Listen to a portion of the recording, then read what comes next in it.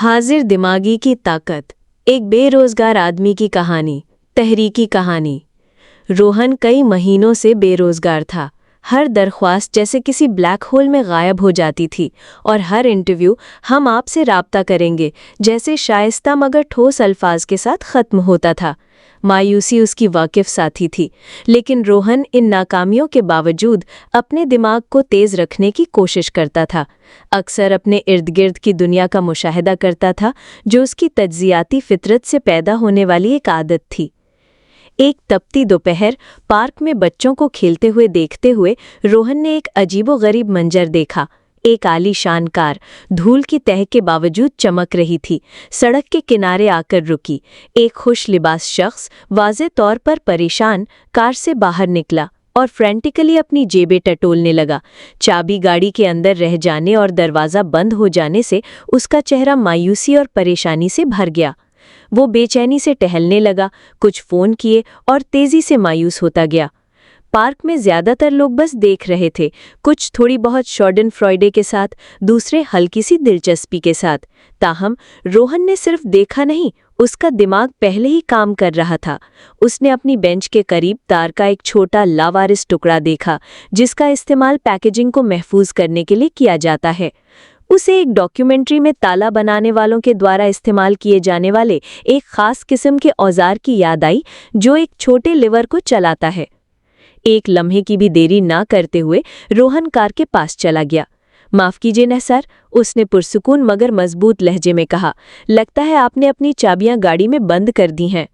वो शख्स चौंक गया। उसने रोहन की तरफ ऐसे देखा जैसे वो कोई भूत हो। जी हाँ, ये काफ़त है। मेरी 1 घंटे में एक अहम मीटिंग है। शायद मैं मदद कर सकता हूँ, रोहन ने तार का टुकड़ा दिखाते हुए कहा। मैंने एक टेक्निक देखी है जो कभी कभी इन पुराने मॉडल्स के साथ काम करती है। ये एक मुश्किल कोशिश है, लेकिन ये आपका कुछ समय बचा सकती है। वो शख्स शक में मगर मायूस ने मुख्तसरन सिर हिलाया। आगे बढ़ो। रोहन ने एक अजीबोगरीब तवज्जो के साथ काम करना शुरू किया। उसने तार के एक हिस्से को एहतियात से सीधा किया, एक सिरे पर एक छोटा सा हुक बनाया और हैरानकुन महारत के साथ उसे कार की दरवाजे की वेदर स्ट्रिपिंग में एक मुश्किल से दिखाई देने वाले खला के जरिए अंदर ले जाने लगा। उसे उसूल याद था, दरवाजे पर जोर देने के बजाय ताले के मैकेनिज्म को चलाना। वो कोई पेशेवर नहीं था, लेकिन उसकी हाजिर दिमागी ने उसे एक हल याद करने, उपलब्ध संसाधनों को ढालने और उन्हें दुरुस्तगी के साथ लागू करने की इजाज़त दी। मिनट गुजरते गए, कार के मालिक के लिए एगनाइजिंगली धीरे, लेकिन रोहन पुरसुकून रहा। उसकी पेशानी तवज्जो में सुकड़ी हुई थी। फिर एक हल्के क्लिक के साथ ताला खुल गया। कार के मालिक ने घूर कर देखा, फिर उसके चेहरे पर एक वसी मुस्कुराहट फैल गई। नाकाबिले यकीन, आपने ये कैसे किया? बस थोड़ा सा मुशाहदा और एक खुशकिस्मती का अंदाज़ा, रोहन ने आजिज़ी से जवाब दिया। वो शख्स जिसने अपना तारुफ मिस्टर शर्मा के तौर पर करवाया, एक मशहूर टेक कंपनी के सीईओ, रोहन की महारत से ही नहीं बल्कि उसकी पहल, दबाव ने पुरसुकून रहने की सलाहियत और जहां दूसरे सिर्फ एक मसला देखते थे, वहां उसका हल देखने की सलाहियत से भी बहुत मुतासिर हुए। आप जानते हैं, मिस्टर शर्मा ने रोहन की तरफ गौर से देखते हुए कहा, मुझे आप जैसे वसीलों से भरपूर शख्स की तलाश है, जो फौरन सोच सके और चैलेंजों का सामना करने से ना डरे। क्या आप नौकरी ढूंढ रहे हैं? रोहन का दिल जोर से धड़का। उसने अपनी सूरत हाल, महीनों की बेनतीजा तलाश के बारे में बताया। मिस्टर शर्मा ने फौरन कोई रिज्यूमे नहीं मांगा।